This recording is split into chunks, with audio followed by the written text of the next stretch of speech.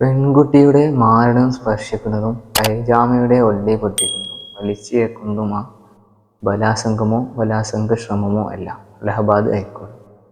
ഏത് അന്തംഗമ്മിയായിരിക്കും ഇങ്ങനെയൊക്കെ വിചാരിച്ചിട്ട് പോയി കേസ് എടുക്കണില്ലേ?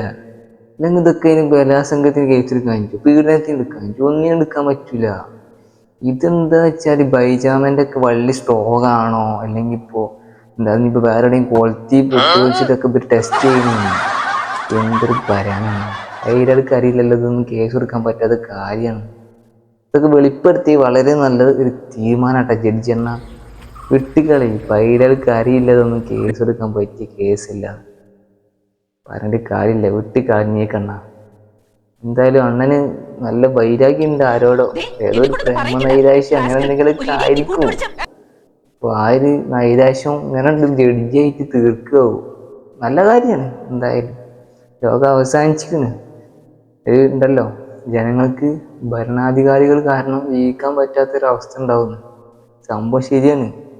അങ്ങനത്തെ ഓരോ ഏജൂജും മാജൂജൊക്കെ ഇറങ്ങലടത്തി.